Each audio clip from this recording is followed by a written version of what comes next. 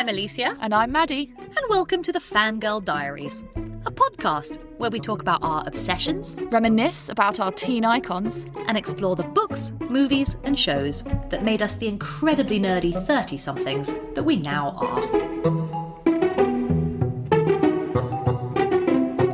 Hello, Maddie! Hey, Alicia! We're here for our final episode on Harry Potter. I think you and I might have underestimated how emotional this discussion is going to be.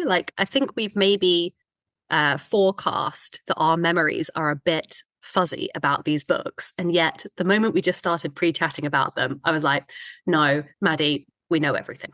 Well, I guess we probably know them less than the first 4 to 5 books, just because we'll have read them fewer times. But I don't know, I probably have done a full reread of the whole series enough times that it's going to be just fine. And I wonder if these last books that we're going to discuss, we're going to chat about book 6, Half-Blood Prince, and also book 7.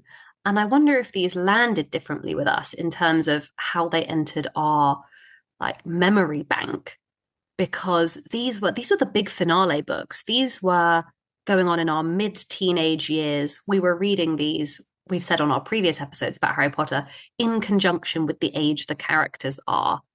And yeah, they came out in 2005 and 7. So we were 14 and 16 when these ones came out. Well, I mean, let's start with that, and then we'll go into the books themselves. Do you remember getting and reading book 6 and then book 7?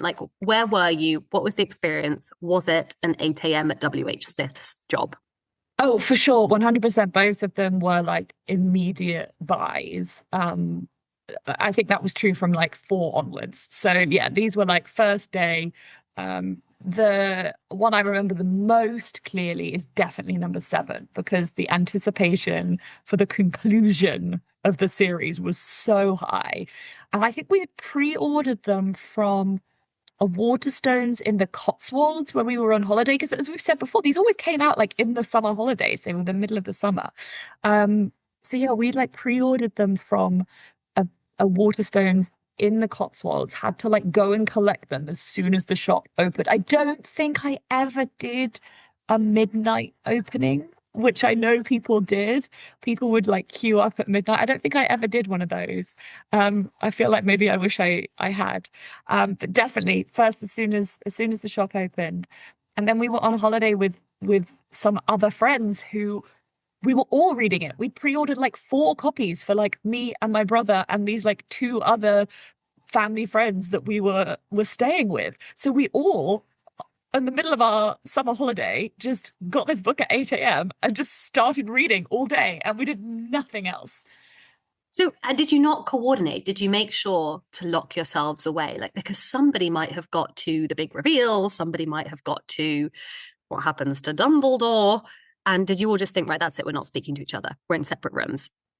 Yes, and I was the most strict about it. And I also knew that one of the family friends that I was staying with, I found extremely annoying. And I knew that he was going to ruin it for me. I was so certain that he was going to on purpose try and ruin it for me. But I made it exceptionally clear that this was not acceptable, and that I didn't want any spoilers, and that I was going to be going in my own room. I can even visualize this little tiny cabin room that I was staying in, where I was sitting on the bed, and I'd closed it. I don't think the doors had full on locks. I so wish they did, but they did not. But I was in there on my own, and I made it absolutely clear to all of these other. So everyone else was slightly younger than me. It was my brother's friends, and I told this guy, I said, if you spoil it, it will, you absolutely cannot. There's nothing that this is not acceptable. So what did he do? Within half an hour of having the book, he bursts into my room and is like, Hedwig's dead! That's the 7th one. How dare he? That's awful. That's not cool. That's not cool. It really wasn't okay. It was on the level in terms of sort of childhood spoilers. Spoiling Harry Potter for another child was an almost commensurate sin with telling somebody that Father Christmas doesn't exist. And I was a fast reader, so I knew that he had read it as speedily as possible just on purpose so that he could annoy me and do something like Oh, that. I mean, and normally that would be avoided because you're right. Books 6 and 7 came out in the summertime, and most of us were, outside of a school environment and had gone off on different holidays. I had talked previously about I had had book 5 spoiled for me. I had received a text message on my very first Nokia 3210 just saying Sirius dies. And so I went into absolute lockdown with the 6th book. Like nobody talked to me. And we were all on holiday as a family in Crete. And I remember reading it because I had taken it upon myself that I was going to narrate the 6th book. I was going to read it dramatically to my family. Oh, Like a sort of Jane Austen parlor that like everyone. once you had read it once, or as Yes, you were yes, yes. going? Once I Okay, had read it okay. once because I thought I have to give due emphasis to important plot points because we Yeah. can't have interruptions later from mum saying, "Who is this? I don't get it. Where would like who are they?" Well, so I thought I have to read this first so I understand where the key points are. And then it was like Jane Austen or Old Bear. Everyone sat around in Crete. My family really indulged me because I was no Stephen Fry. And but it was really fun. It was what we did every single evening. We sat around and read the 6th book. Oh, I didn't do that for the 7th one. Do you not remember the 7th one? What we did? No, because you had read it ahead of me. no. Okay. You and I went on holiday. It was the summer when we finished GCSEs. It Yeah, was yeah, yeah. the best summer. It was so perfectly timed that GCSEs had finished awful. And the treat at the end of it was to be given the finale of Harry Potter. Yeah. And we went, you and I, to To Turkey Turkey. with Yeah. my family. Yeah. Except that because you were already on this Cotswolds trip, you were flying out to join us like a very independent teenager halfway through the holiday. So I was ahead of Ah, you that's there, how it fitted in. which meant that I had no access to the 7th book. There was no Waterstones or W.H. Smiths in Turkey. So the book had come out. Some children around the pool had come with a copy, but I knew mine was coming with you, that you were flying my book Oh my over God, on what the what plane. responsibility. Well, it's such responsibility. And I had to like leave the poolside when I heard people like muttering about a Horcrux or something, something, something, invisibility cloak. And I thought, no, no, damn it, go away. And then when you arrived, I felt so like, I don't know, I can't really remember what we did that holiday because I just remember like, presumably we were being social, but at the same time, you had delivered me the 7th Harry Potter book. So I had to sit and read that. And maybe you reread it. I think you just thought Yeah, you were or busy. maybe I hadn't finished it. I don't remember the exact timing. It's possible that I was partway through.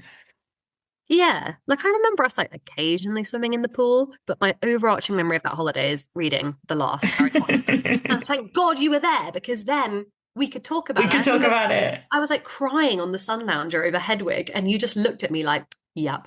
Yeah. Yeah, I actually really remember your face. You It's gonna get worse. you said it gets worse. And I was like, I can't take it.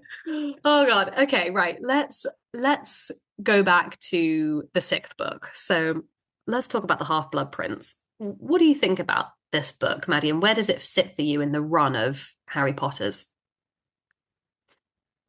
The lower ones down. I Mhm. think for me, it's where things started to get a bit darker, which is not necessarily a bad thing, but it also started to get a bit muddled with like so much like lore and stuff that got more and more complicated. That I remember this one didn't have a lot of the things that, we talked about last time, me loving the like the format and the adventure and the like mystery solving. And there is a mystery in the 6th one, but it's mostly just about who is this half-blood prince who wrote the potion book. And it wasn't quite as compelling of a mystery, perhaps, as some of the others. So I think of this one in my mind as one that like really moves the story forward and moves the plot forward, which you needed in order to get to the last one. But it was never one of my like top favorites. I agree. I completely agree. It's probably in my bottom two. if not a Mm. contender for least favorite. Yeah. And not because there's anything wrong with it. Like, don't get me wrong, I adore this book. It's just that I adore the others so much more. Yeah. Yeah, and it's as you say, it no longer has the structure of something like the Triwizard Tournament.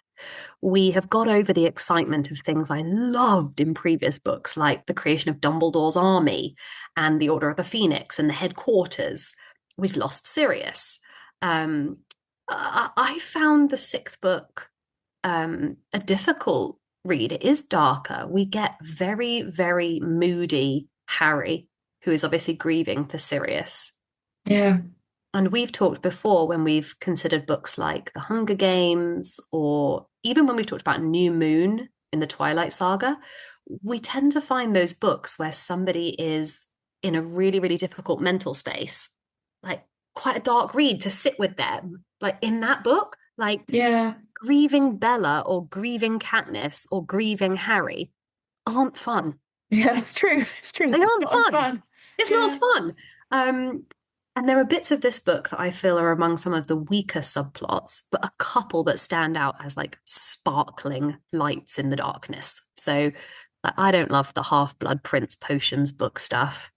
I find Slughorn a relatively uninspiring new character. Which is interesting, right? Because I was looking back and he is a huge character in terms of his impact on the plot. And yet I'm not sure I could tell you what he's meant to look like what his, apart from he like runs this club and he likes kind of schmoozing with the more well-to-do students and creating like a kind of power thing.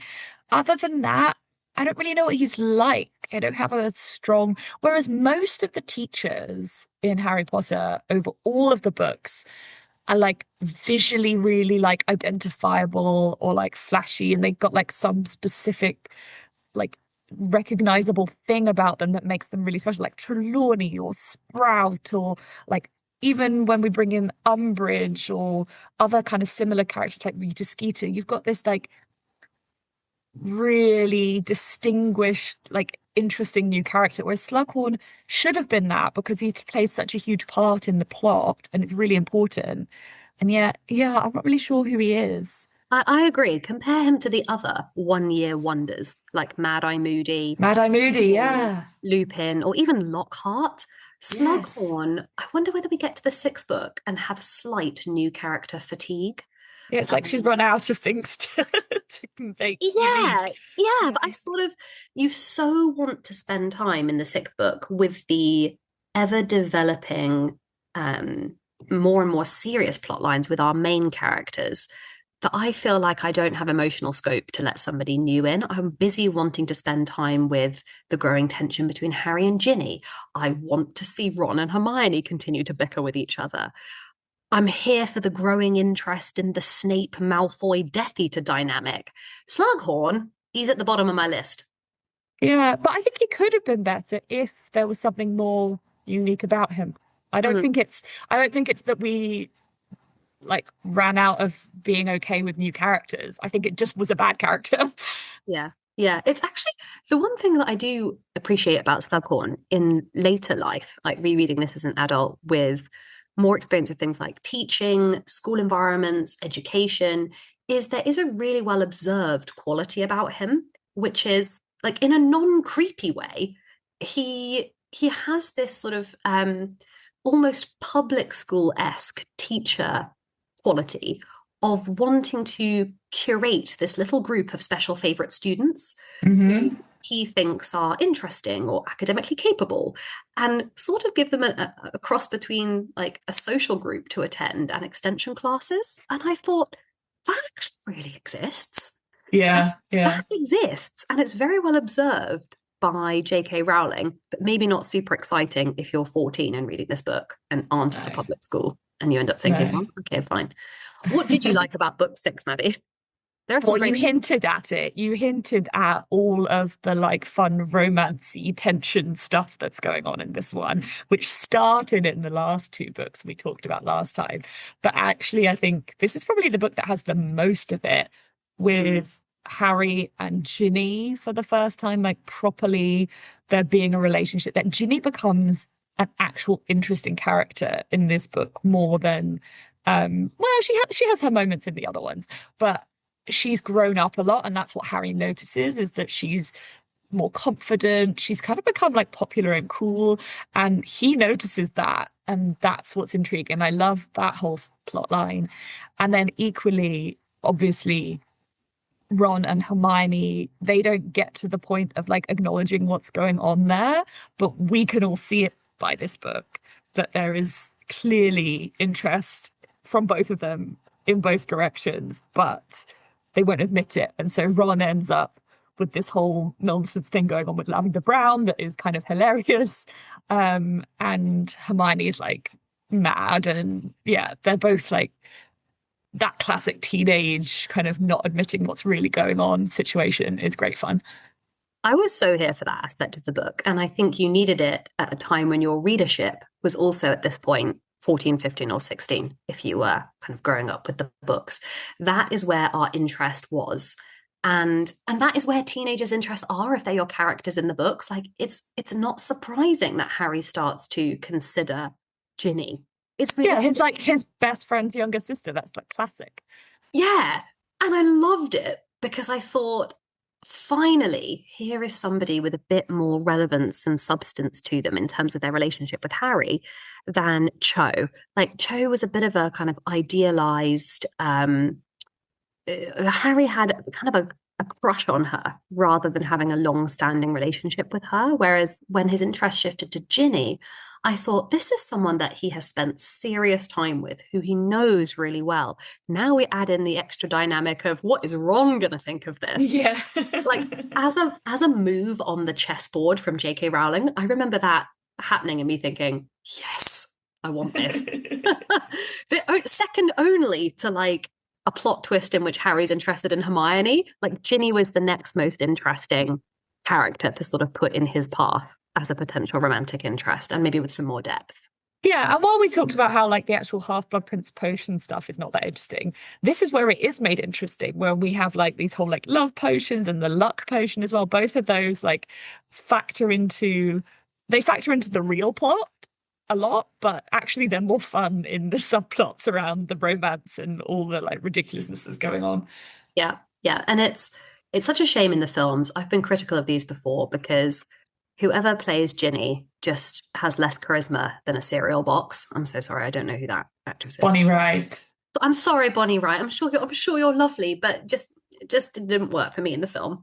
But in the books, I remember Ginny being somebody who a little bit like Hermione's plot trajectory. Ginny feels like she's had a bit of a glow up as the books go on. Yeah, for sure. She's more confident. She's on the Quidditch team. She becomes a kind of popular girl among the Gryffindor common room.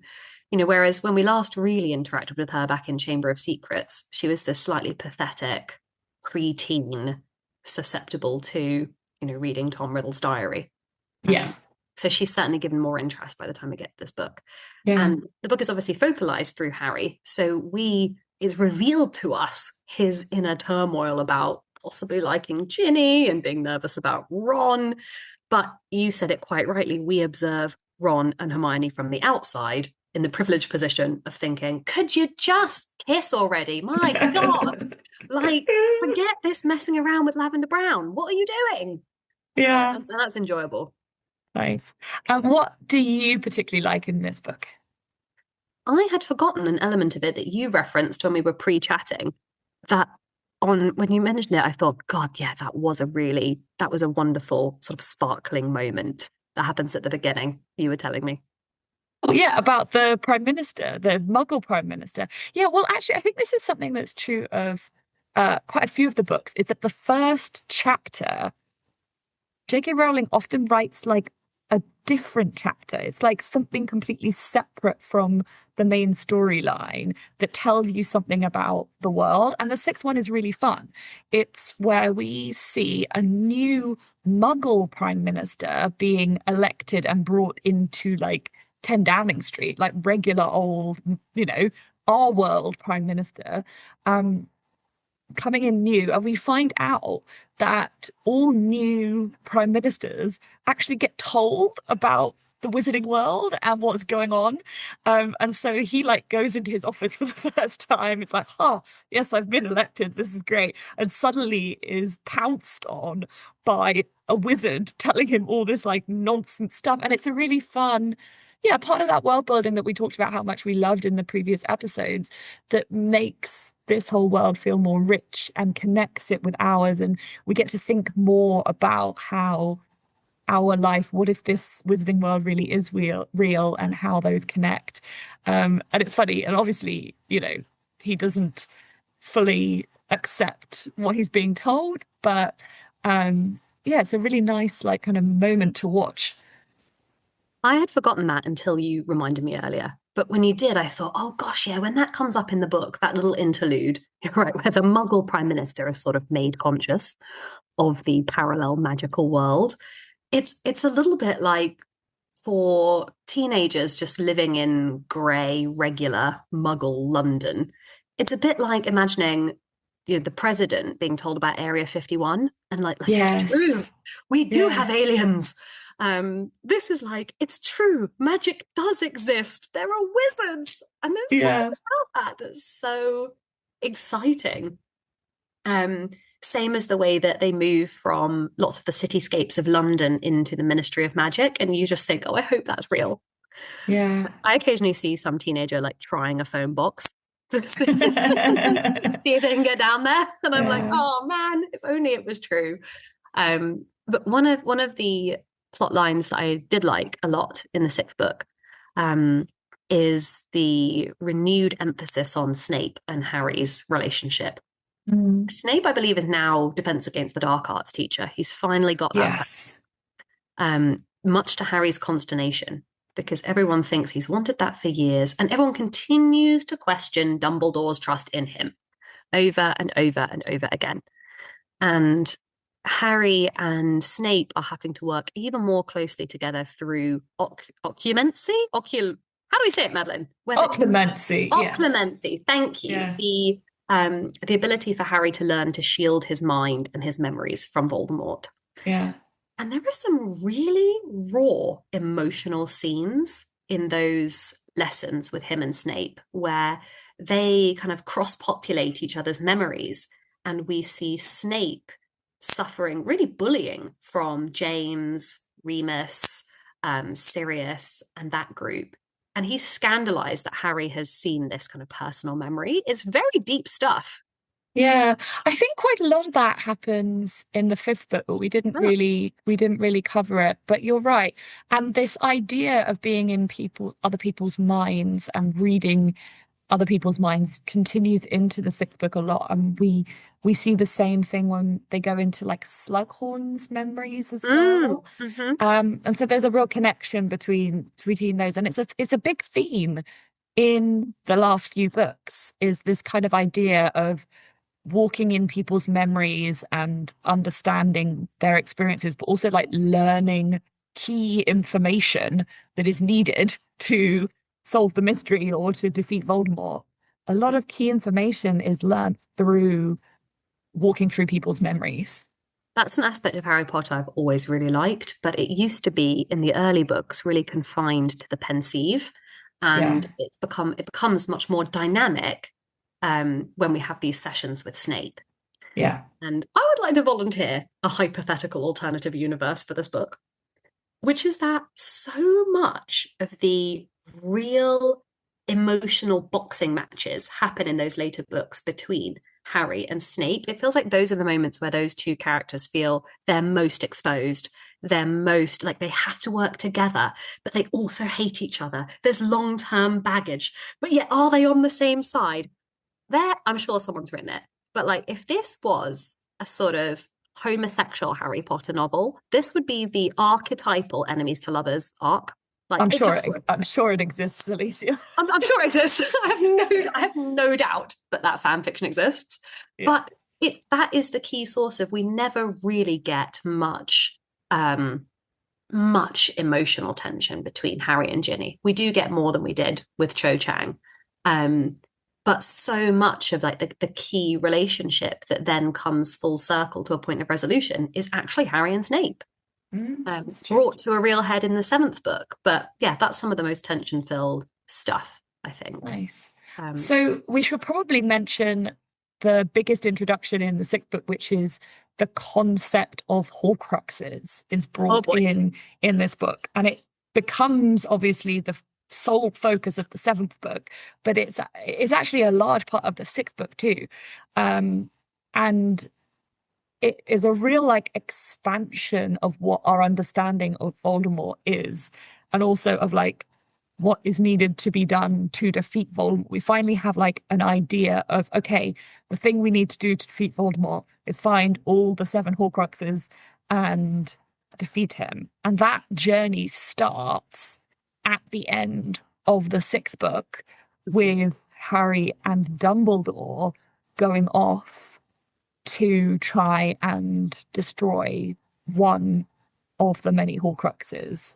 And I think in my mind, almost like the last chunk of the sixth book just flows into the seventh book. It like almost starts from that moment that they go to destroy the first one that they know about.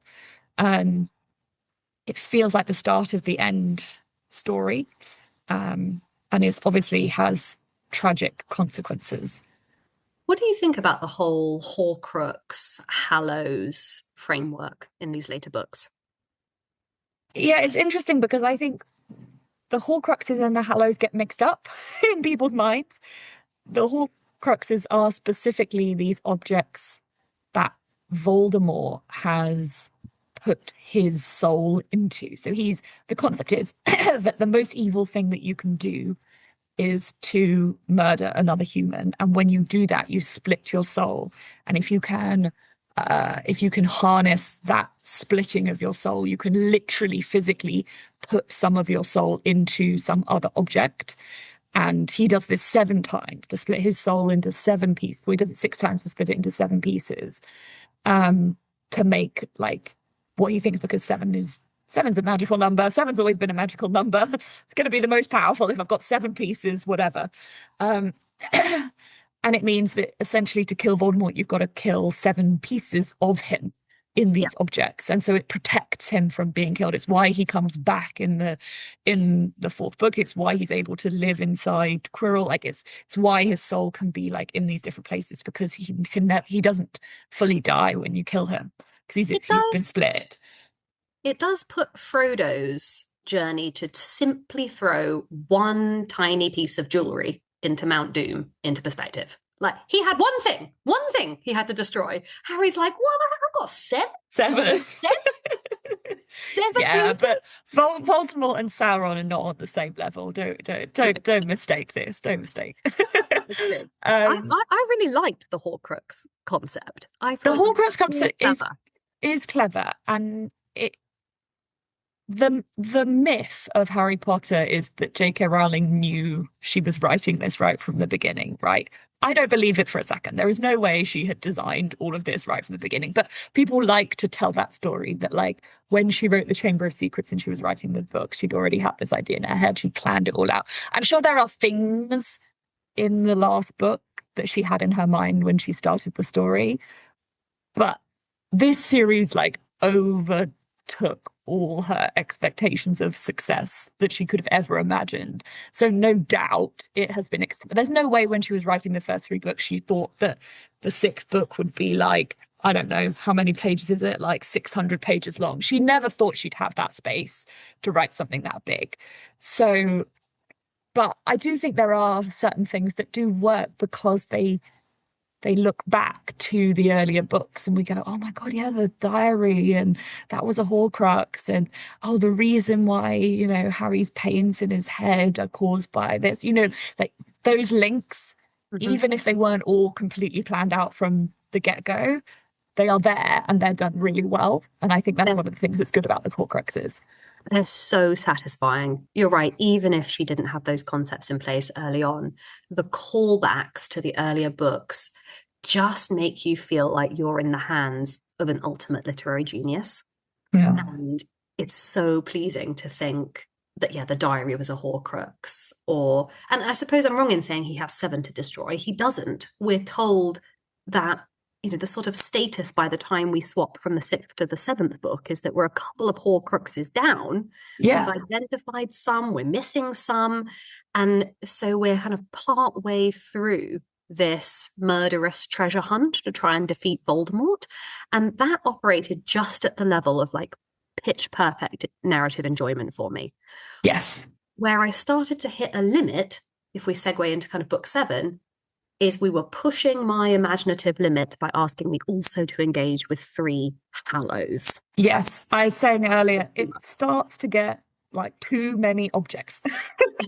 And the Deathly Hallows are like another concept. We've only just got the Horcrux concept at the end of the last book. Go into the seventh, and we're like, now another three objects that are also important for a completely different reason. It's like, yeah, the Hallows never worked as an idea in the same way that the Horcruxes did. No, that the Hallows are like the object version of Slughorn. You think, I don't have room.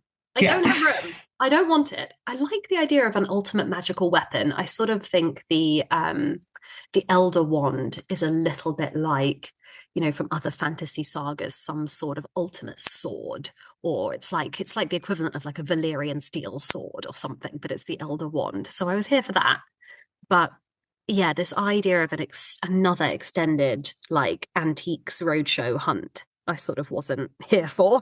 Yeah, and we were already looking for the Horcrux. You know what is interesting though about the Deathly Hallows is that they have permeated into our culture in one particular way, which is in that the symbol for them, the triangle with the circle and the line, became very, very iconic. And it's almost like instantly recognizable as a Harry Potter symbol, despite the fact it was only introduced in the final book.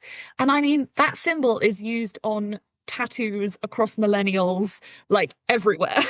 Like, even though it only came from the last book, and even though it technically represents like a part of the story that no one really cares about that much, but it's such a good like physical visualization that we didn't have that it worked really well.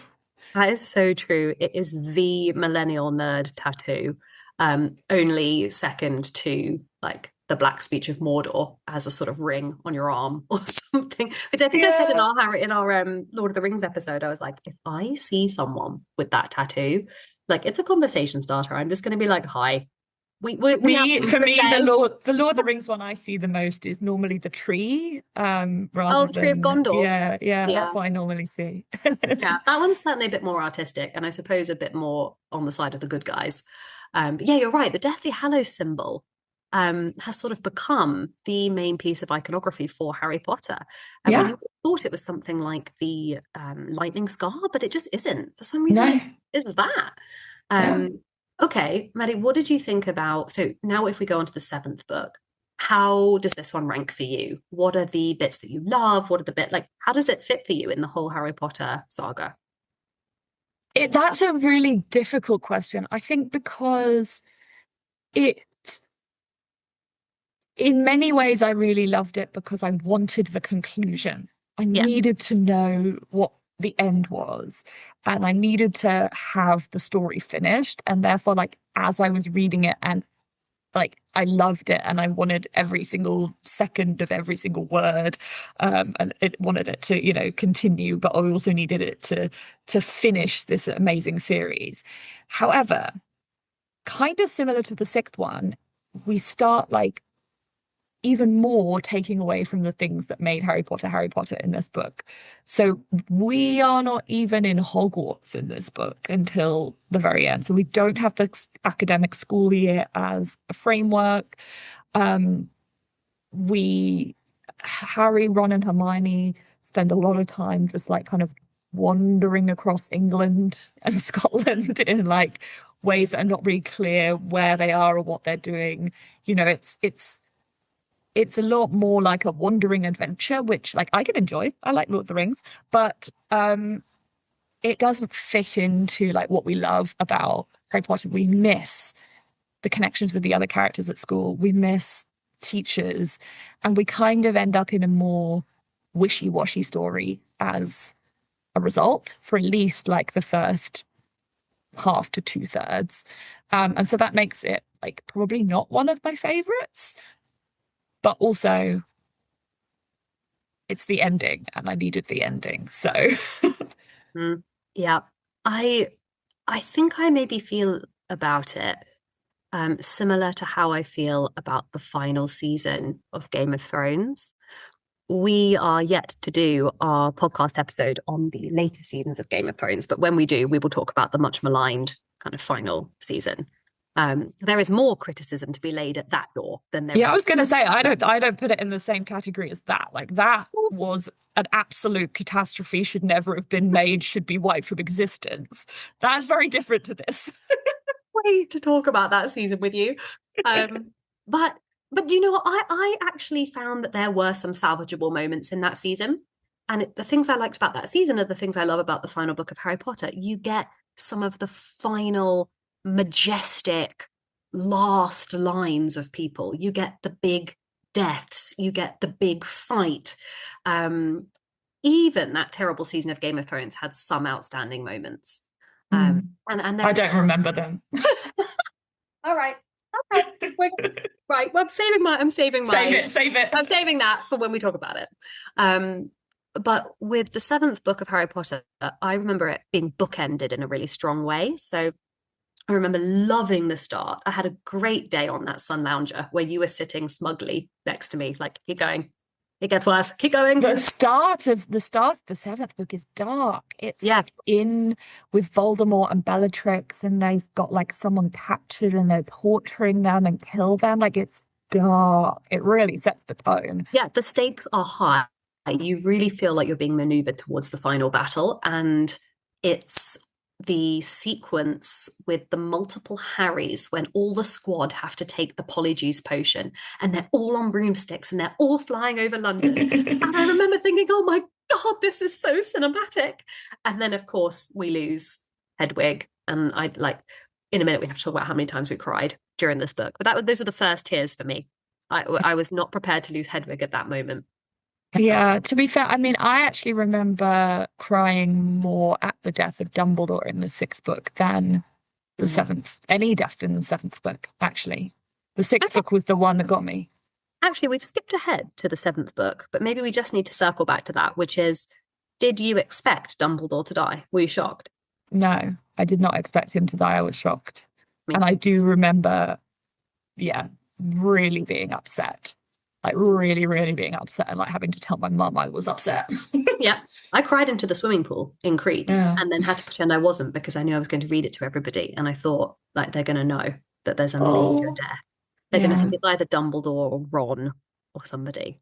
But as we said, like that does sink into the seventh book. That whole sequence is very much like the rest of the seventh book. In that they've gone off on this weird adventure to find a Horcrux and somebody's died and it's really depressing. And you kind of lose the school, you lose the support, you lose this teacher that has been there the whole time. I mean, the idea of losing Dumbledore is another example of how the seventh book you lose all of the structure that you thought you had in the previous books. It's probably one of the biggest ones when Dumbledore is removed. I mean, we talked about when Sirius dies, you as a reader feel like, can't Harry just have frickin' someone? Like he's already an orphan. Now he's lost his godfather, his like one adult pal. And in the sixth book, Dumbledore's even giving him the cold shoulder. He's not speaking to him. And Harry feels a little bit like they've had a friendship breakup. He feels really Yeah. annoyed, really, really annoyed because Dumbledore is trying to protect his mind and his secrets and his thoughts from what he knows to be Voldemort encroaching on Harry Yeah. and being able to influence Harry. But when Dumbledore is removed, you really think, right, J.K. Rowling wants Harry to make it to the end of the seventh book, basically as a total individual, apart from Harry, Ron, sorry, that was like the kind of trifecta of Harry, Ron, Hermione. Um, but when you remove Dumbledore, the training wheels are off, aren't they? You just think that's it. The level of the kind of heightened sense of threat. Dumbledore was sort of their big trump card. It's a bit like when Gandalf dies in Fellowship of the Ring. Yeah. You think you guys have lost your main, like you've lost the MVP of this group. Yeah. You know what really broke me in that way in the seventh book? where you're thinking he's lost everyone. He lost Sirius, he lost Dumbledore, he's lost the school, he's off on his own just with Ron and Hermione. I actually don't think I could cope when Ron got mad at them and like abandoned Harry and Hermione. And so they even lose Ron, and Ron's like actively angry at Harry and Hermione. And I think that was the point at which I was like, I don't think I can take this anymore. If the trio, even the trio is not able to hang together, what are we doing anymore? Oh, I had blocked that out. You've reminded me. I hated that. Yeah. I hated that. It's like when the Scooby Gang don't talk to Buffy, or people are sort of. I'm like, if my core group is not being core, Yeah. then I don't like it. It I was don't it want was it. it was really traumatic. And in my mind it lasted ages. It probably only lasted like a few chapters, but like in my No, mind it it was lasted so ages. long. Yeah, it was. It was. And that was part of the depressing and sort of the depressing aspect of the book, and the continued sense of growing isolation, which just as a reader is not fun. But the construction and the writing of Dumbledore's death scene is so poignant and so clever, with the allocation of, I think he says something like, Severus, please. And you think he's asking to be saved, don't you? Whereas he's Hmm. asking for Snape to put their agreement into place. Yeah, which we don't know about until the last book. No, but another example of brilliant narrative kind of placement, where you're Yeah. able to look back at that in the seventh book and think, oh my God, Snape had to act, because Malfoy is otherwise supposed to kill him, isn't he? Yeah. Yeah, yeah. Yeah. It is truly devastating, truly, truly devastating. Okay, well, we're on the seventh book. Starts strong, and then, oh my God, I agree with you. We just go on this like extended Duke of Edinburgh mission in the middle, and I don't like it. Yeah. I think it then picks up again when we do make it back to Hogwarts. And there is actually quite a reasonable amount at the end of the book that is in Hogwarts. They like sneak back in. There's like the Dumbledore's army have like been continuing to train, and like Yeah. novels taken like a really strong role and stuff. And that's really fun actually. And so I think it does really pick up at the moment when we get back to Hogwarts. But yeah, it's quite close to the end. The Um, final quarter of this book is perfection. It is yeah, just that to get there, there really is a lot of like wandering around in a tent and with leaves. And you're spot on. Again, Ron abandons ship at one point, doesn't he? He leaves. yeah, yeah, He exactly. leaves. We do get the admission of Ron's evident feelings for Hermione in that sequence, Mm. though. Like there are some tasty moments, and I'm not sure it makes up for it. no, it doesn't. No, I'm It's grasping still at just really straws. depressing.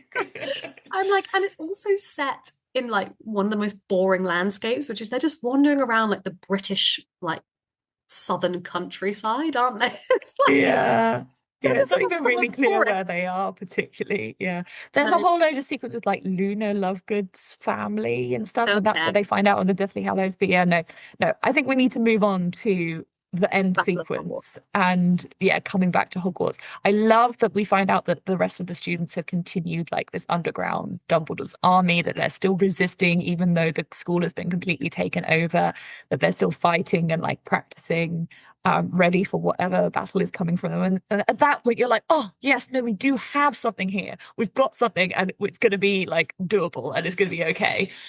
It is perfection. The Battle of Hogwarts is so sick. It's so Yeah. good. Like everything that I want is there.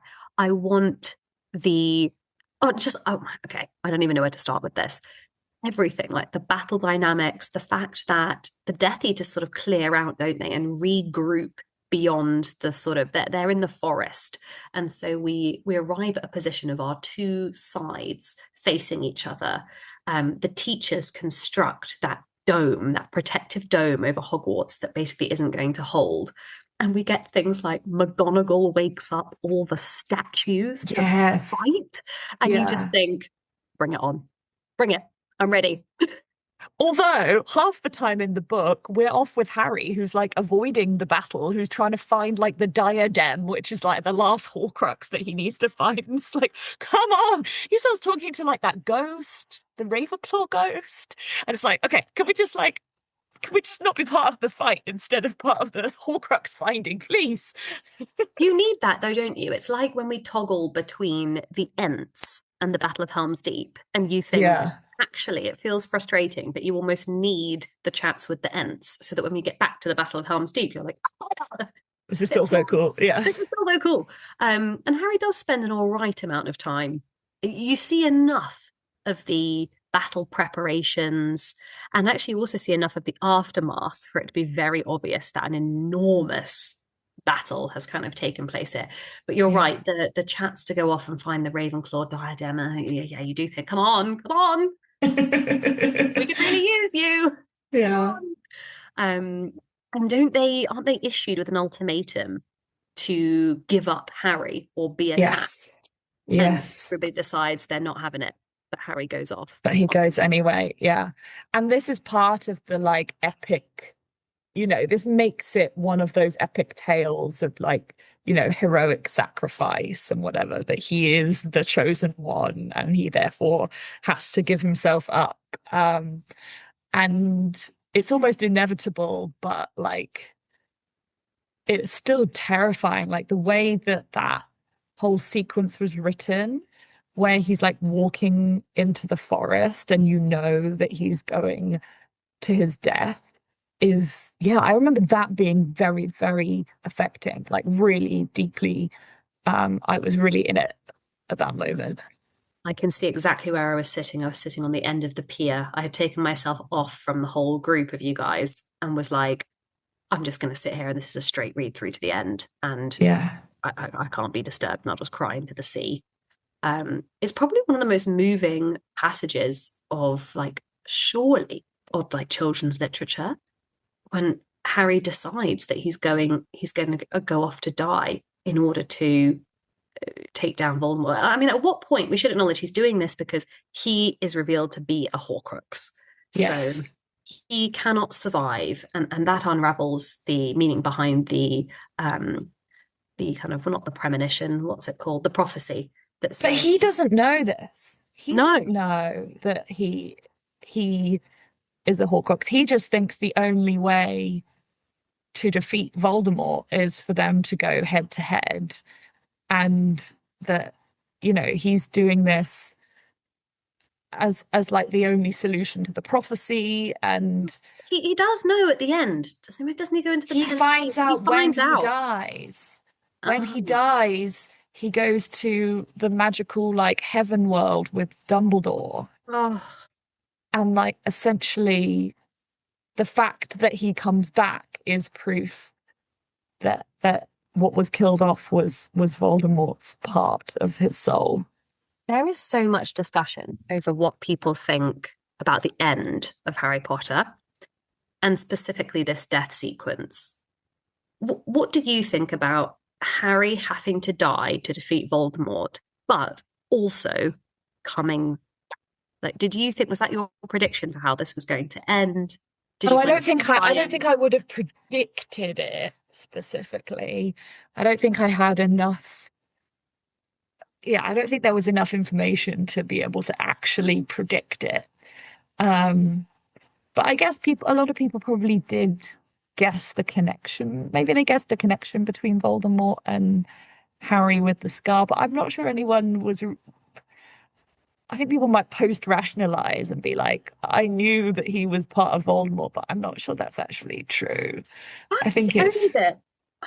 That's the only bit of Harry Potter plotting that I remember thinking I was pretty convinced about. I thought, oh, he's a Horcrux, isn't he?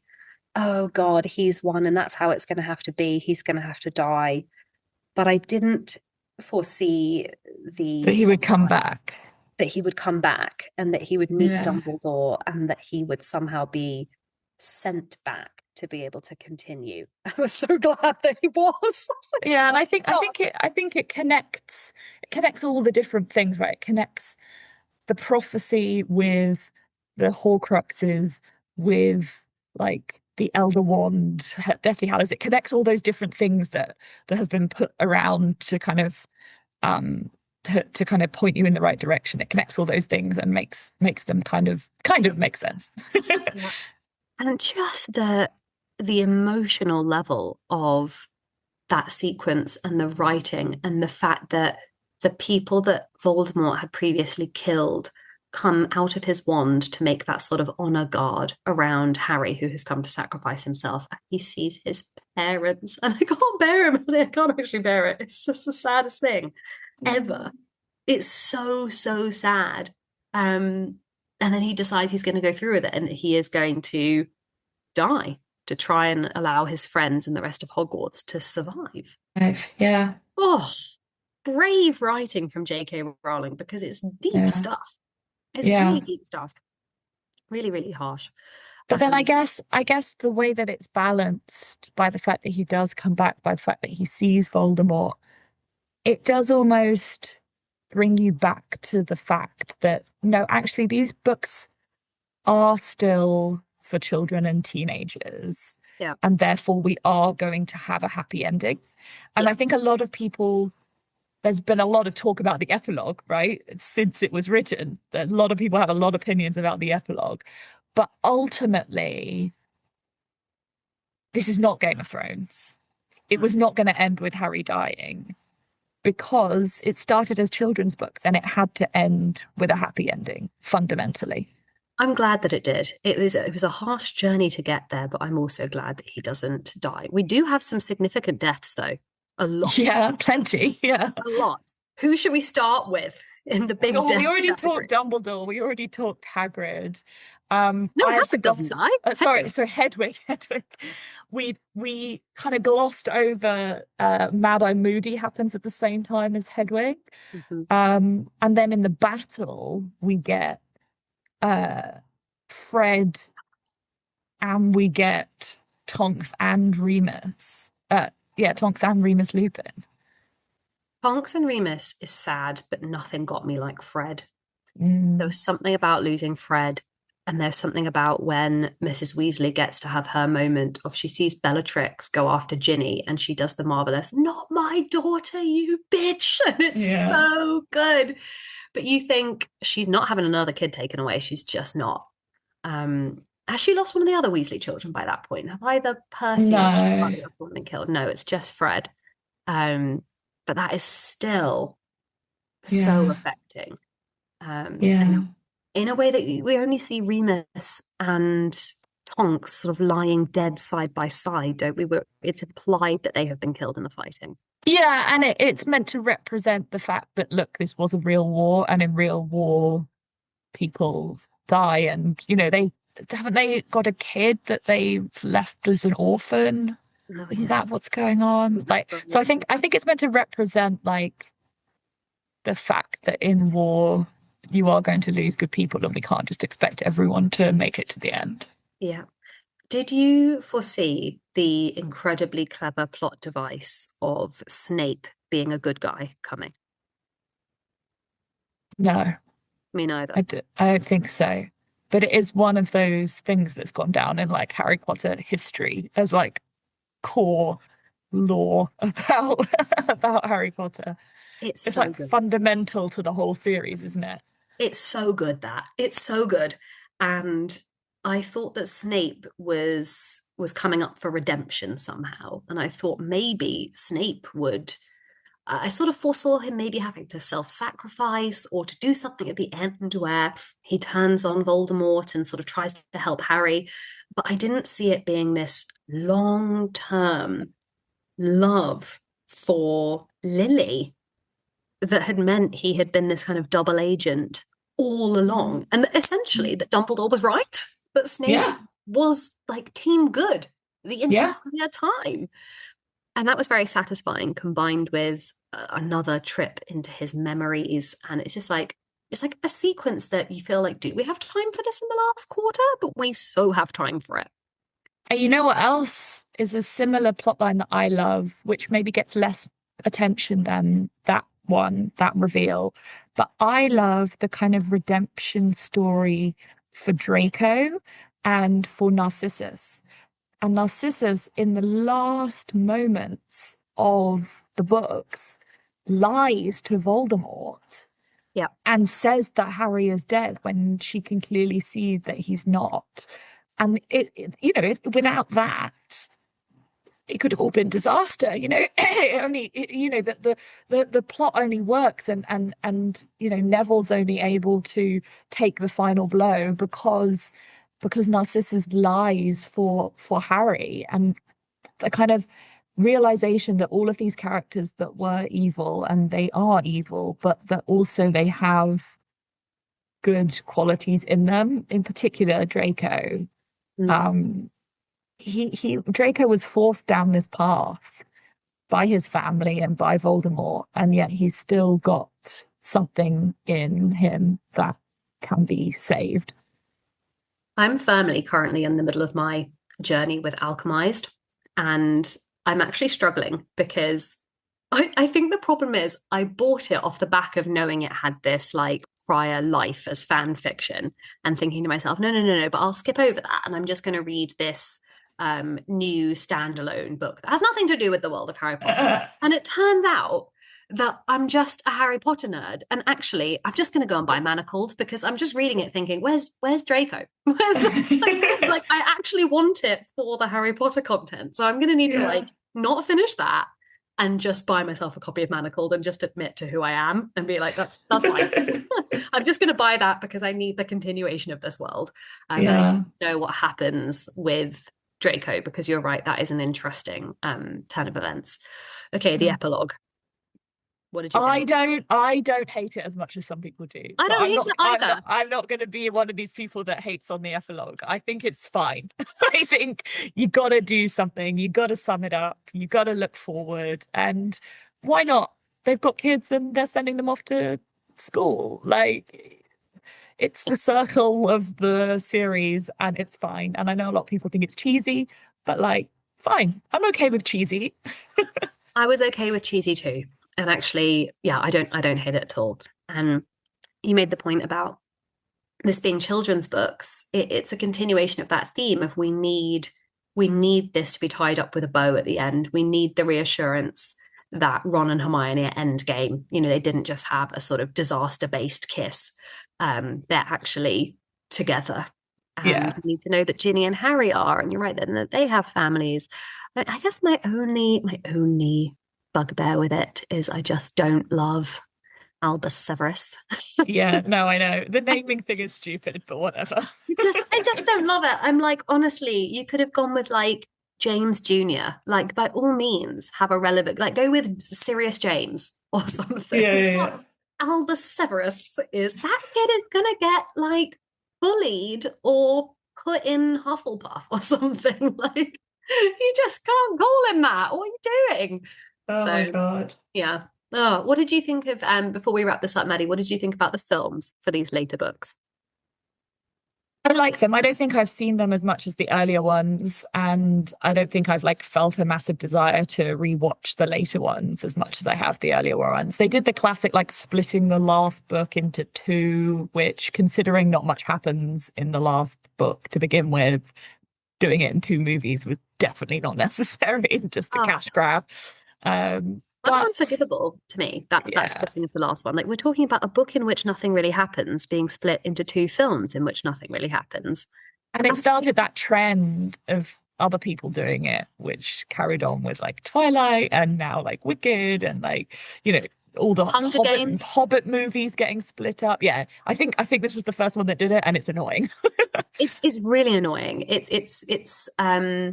Yes, it's greedy from Warner Brothers, and it feels condescending to the viewer of Harry Potter, where you think you managed to do the whole of book 4 or 5 in one movie. The 7th book is not longer and it's not more complex. Put it in one film. You don't need my cinema admission twice. Although I gladly paid it on like Thursday with you. Although I remember us being so sort of fatigued by that split that I think we were seeing Deathly Hallows Part 1 and just spent the sort of first 5 minutes passing around DVD box sets of Supernatural to one another, because it was like we were already over it. We were on to our next thing. We were like, we know what happened here. Yeah. Just like, we're done. But by that, I think maybe that was, I think the height of the Harry Potter obsession in the whole world was around the release of the last book. And, at that point, probably like the fourth film that was coming out, that was the height of Harry Potter mania.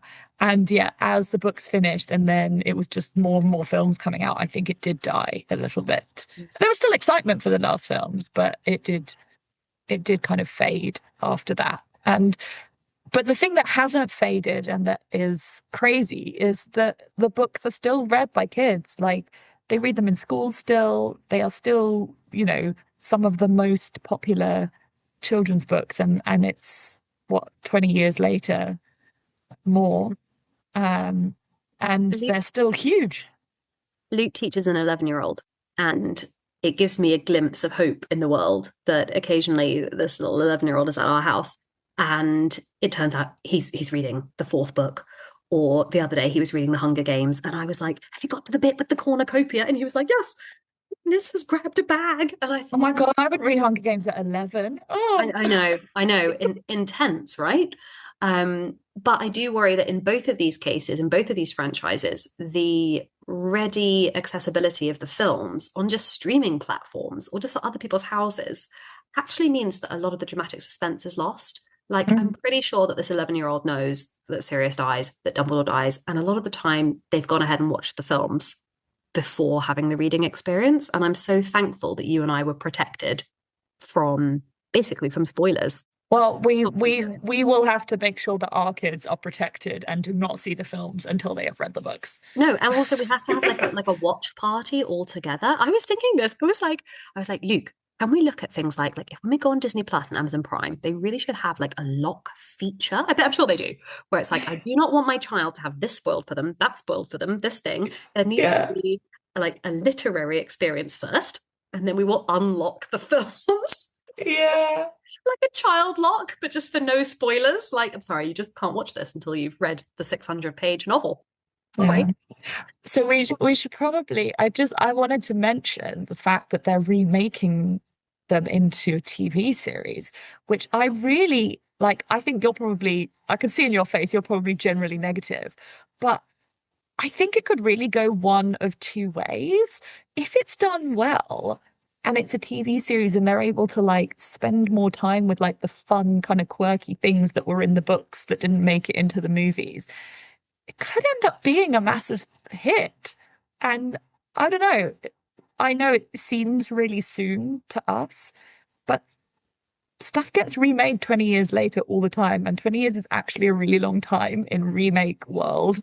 So I'm not sure that that's a real argument anymore. You're right. It's either going to be brilliance or like Just catastrophe. Yeah. But I'm going to give it the grace that I gave total shit shows like the Gossip Girl reboot or Rings of Power. I'm going to give it some time and then I'm going to throw it in the bin. and there are other things that are good, like the House of the Dragon prequels. And so if it's quality, then it's quality and I'm here for it and I absolutely will watch it. But if it's bad, I will feel so sad. But I feel like the strength of the original material is so strong that it's almost difficult to like. So if we just compare it, for example, to when you are rebooting something like Gossip Girl, all you're working off of is an iconic cast, an iconic TV concept. So you're just trying to remake a concept of TV without the main people that made it iconic. Same as this is why I'm really nervous about Buffy being remade. Whereas with this, you're working from such strong source material that it's like how you can have several good adaptations of Pride and Prejudice. I feel like the original is so strong that it might. And if you do it with care, you can do it well. Yeah. Well, I can't wait for us to watch that and podcast our thoughts on the TV adaptation of Harry Potter. You've been listening to the Fangirl Diaries. Follow us on Instagram at Fangirl Diaries Pod. And do share us with any of your friends that you think might enjoy the podcast. And rate or review us on Spotify or Apple Music.